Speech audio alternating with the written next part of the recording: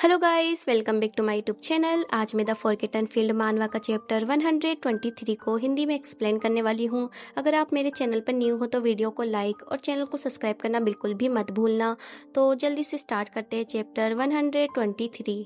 बारकस को चिंता थी कि इतनी ठंडी हवा में बाहर रहने से उसकी तबीयत और खराब ना हो जाए। बारकस खिड़की के पास खड़ा होकर उसे देख रहा था। अब उसकी चाल पहले से थोड़ी ठीक लग रही थी। जब वह धीरे धीरे एक ही गति से चलती थी तो देखकर ऐसा नहीं लगता था कि उसके पैरों में अभी भी तकलीफ है, लेकिन ये ज्यादा देर तक नहीं चला। उसके कमजोर पड़ चुके मसल्स थोड़ी सी भी ज्यादा मेहनत करने पर ऐंठने लगते थे। करीब 10 मिनट चलने के बाद उसकी चाल फिर से अजीब होने लगी। वह बाहर से अपना दर्द नहीं दिखा रही थी, लेकिन दर्द अभी भी था। बारकस ने हाथ में रखा हुआ कोट उठा लिया। उससे लगा कि जब तक वह खुद जाकर उसकी हालत नहीं देखेगा तब तक उसे चैन नहीं मिलेगा।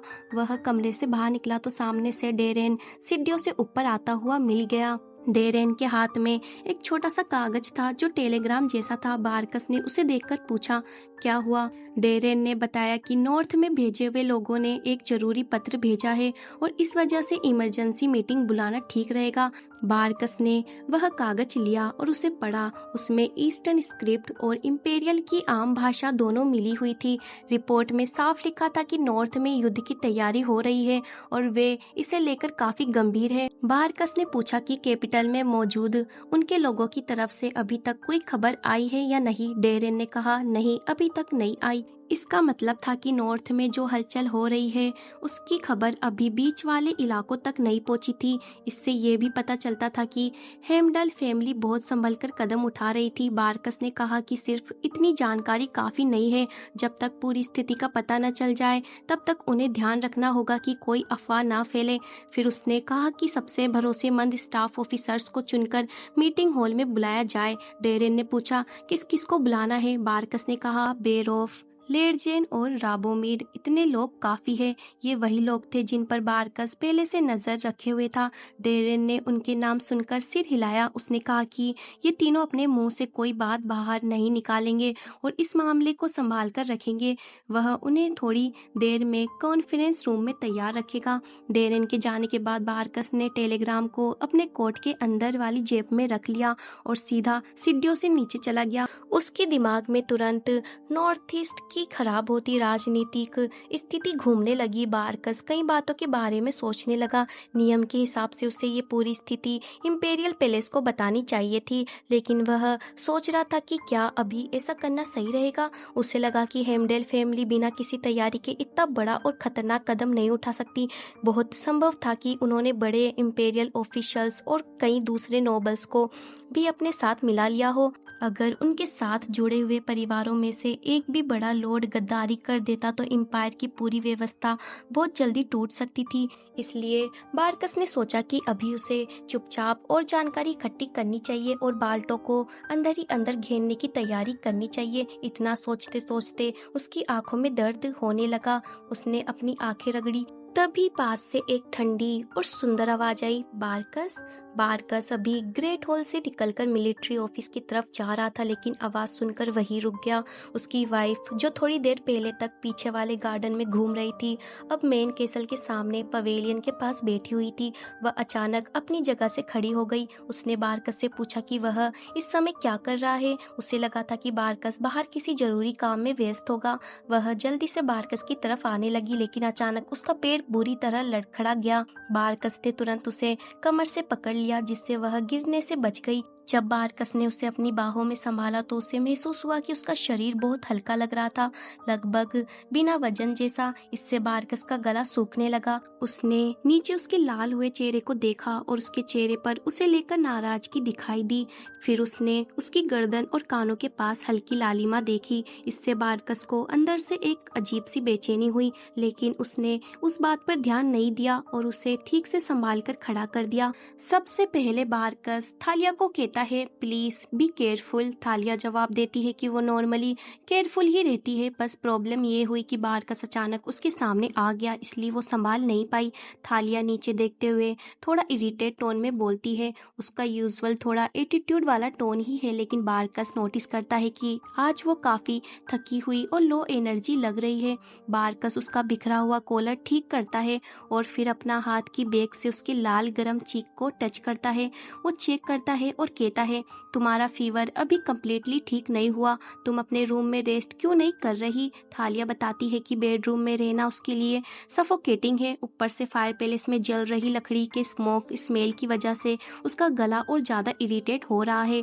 बारकस नोटिस करता है कि जब से फायर पैलेस चलनी शुरू हुई है, थालिया की ड्राई कफ भी ज़्यादा फ्रीक्वेंट हो गई है, इसलिए वो सोचता है कि जल्द ही मैजिक स्टोन से चलने वाला हीटिंग इक्विपमेंट अरेंज करना पड़ेगा ताकि थालिया को फायर पैलेस की स्मोक में ना रहना पड़े। फिर बारकस उससे कहता है फिर भी बाहर ज़्यादा देर मत रहना, बाहर की हवा बहुत ठंडी है। थालिया तुरंत उसके दिए हुए कोट की तरफ पॉइंट करके बोलती है तो फिर मैं ये कोट कब यूज़ करूँगी। मतलब थालिया बेसिकली इनडायरेक्टली कह रही है कि अगर तुम मुझे बाहर जाने ही नहीं दोगे तो ये कोट दिया ही क्यों।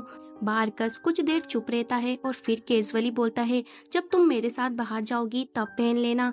ये आंसर थालिया के लिए अनएक्सपेक्टेड होता है। उसकी ऑटम स्काई जैसी आंखें थोड़ी सी विडन हो जाती है। वो अपनी फीलिंग्स को हाइड करने के लिए नज़रें नीचे कर लेती है और इंडिफरेंट बनने की कोशिश करते हुए बोलती है तुम ऑलरेडी इतने बिजी रहते हो कि तुम्हारा दिमाग खराब होने वाला है, मुझे नहीं पता तुम मेरे लिए टाइम कब निकाल पाओगे। बेसिकली थालिया को लगता है कि बारकस के पास उसके साथ बाहर जाने का टाइम ही नहीं होगा। बारकस बस सून कहता है, वो एक्चुअली कहने वाला था कि मैं टाइम निकाल लूँगा, लेकिन उसी वक्त बाल्टो की न्यूज़ उसके दिमाग में आ जाती है, इसलिए वो अपनी बात कंप्लीट नहीं करता। थालिया उसके एक्सप्रेशन को नोटिस कर लेती है। बारकस थोड़ा इरिटेट और फ्रस्ट्रेट लगता है और थालिया समझ जाती है कि शायद कुछ इम्पोर्टेंट मैटर आ गया है, इसलिए वो एक स्टेप पीछे होती है और बोलती है इसे भूल जाओ, तुम्हें मेरी टेंशन लेने की ज़रूरत नहीं है, तुम अपना काम करो। फिर थालिया कैसल के एंट्रेंस की तरफ मुड़कर चलने लगती है, लेकिन बारकस उसे पकड़ लेता है। थालिया की आंखों में फिर से सरप्राइज दिखाई देता है। बारकस सीधा बोलता है मैं तुम्हें तुम्हारे रूम तक ले जाऊंगा। थालिया कहती है इट्स फाइन, मैं खुद चल सकती हूँ, लेकिन बारकस उसकी बात इग्नोर कर देता है और थालिया को अपनी बाहों में उठा लेता है। थालिया पहले उसे एक थोड़ा रिसेंटफुल अननॉयड लुक देती है, जैसे मैंने बोला ना मैं खुद चल सकती हूँ, लेकिन फिर वो रेसिस्ट नहीं करती। वो अपना हेड बारकस के शोल्डर्स पर रख देती है और शांत एक्सप्रेशन के साथ चुप हो जाती है। बारकस उसकी बैक को प्रॉपर्ली सपोर्ट करता है और वहाँ खड़े क्वार्टर डिफार्फ की तरफ चिन्ह से इंडिकेट करता है। वो कहता है मिलिट्री ऑफिस जाओ और उन्हें वेट करने को बोलो, मैं लगभग 1 घंटे में वहाँ आऊँगा। क्वार्टर डिफार्फ थोड़ा नर्वस होके मैं समझ गया बोलता है। बारकस थालिया को अपनी बाहों में लेकर हॉल के अंदर चला जाता है। सर्वेंट्स उन दोनों को देखकर काफी सरप्राइज होते हैं और उनकी तरफ ऐसे देखते हैं जैसे कोई अनयूजुअल चीज देख रहे हो। बारकस उनको कम्प्लीटली इग्नोर करता है और सीढ़ियों से ऊपर चला जाता है। वहाँ उसे अपने बेडरूम के पास एक मेड दिखाई देती है जो डोर के आसपास अक्वर्डली वेट कर रही होती है।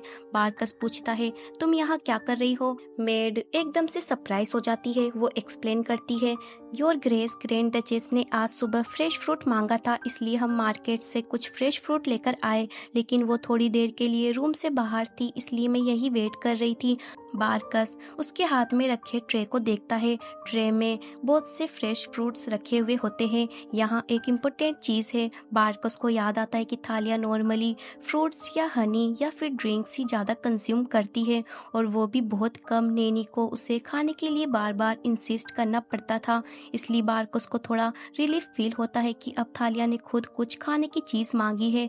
बारकस थालिया को एक आर्म में होल्ड किए रहता है और दूसरे हाथ से फ्रूट का बाउल ले लेता है और फिर वो मेड से कहता है थैंक यू, मैं इसका ध्यान रखूंगा, तुम जा सकती हो। फिर वो थालिया को लेकर बेडरूम में एंटर करता है। वो उससे पूछता है क्या तुम्हें फ्रूट चाहिए था। बारकस थालिया को एक चेयर पर बैठाता है और खुद उसके सामने घुटनों के बल बैठ जाता है, लेकिन थालिया का फेस थोड़ा नर्वस होता है। वो अपने इमोशंस हाइड करते हुए अपने लिप्स को टाइटली प्रेस करती है और कहती है ये वो फ्रूट नहीं है जो मैंने कहा था, बारकस तुरंत पूछता है। तो तुम्हें क्या चाहिए था? थालिया तुरंत आंसर नहीं करती, वो नर्वस होकर अपने क्लोथ्स के हेम से खेलती रहती है।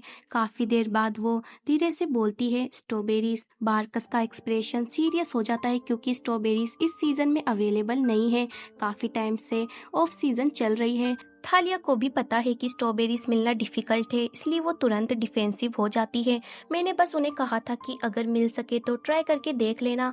मैं कोई टेंट्रम नहीं कर रही थी। मार्केट चेक करने को कहना कोई अनरीजनेबल डिमांड नहीं है। बेसिकली थालिया को डर था कि बारकस सोचेगा कि वो नखरे कर रही है या सर्वेंट्स को अनावश्यक ऑर्डर्स दे रही है। लेकिन बारकस स्ट्रिक्ट होने के बजाय कहता है, तुम उन्हें जितने चाहो काम काज पर भेज सकती हो। मतलब अगर तुम्हें स्ट्रॉबेरीज चाहिए तो उन्हें ढूंढने के लिए भेजो। तुम्हें परमिशन लेने या गिल्टी फील करने की जरूरत नहीं। थालिया के एटीट्यूड को देखकर बारकस के अंदर थोड़ी फ्रस्ट्रेशन आती है क्योंकि उसे लगता है कि थालिया उसकी रिएक्शन को टेस्ट कर रही थी, जैसे वो देखना चाहती हो कि स्ट्रॉबेरीज मांगने पर बारकस उसे डांटेगा या नहीं। बारकस सोचता है, क्या इसे सच में लगता है कि मैं इतनी छोटी सी बात पर इसे डांटूंगा? उसके अंदर जो टेंशन थी वो गले से स्टमक तक शिफ्ट होती हुई फील होती है और वो थालिया का चीन जेंटली लिफ्ट करता है। फिर डायरेक्टली पूछता है, तुम्हें स्ट्रॉबेरीज चाहिए? थालिया थोड़ा ऑकवर्डली होकर बोलती है, मैंने बस अचानक उनके बारे में सोचा। बारकस उससे कहता है, आज मुश्किल होगा लेकिन कुछ दिन के अंदर मैं तुम्हारे लिए स्ट्रॉबेरीज अरेंज करवा दूंगा। थालिया जो अब तक उसकी आंखों में देखने से बच रही थी, स्लोली बारकस की आईज में देखती है और चैप्टर के एंड में बारकस थोड़ा अर्जेंट केयरिंग टोन में बोलता है, अगर तुम्हें और कुछ भी खाना हो तो प्लीज मुझे बताओ।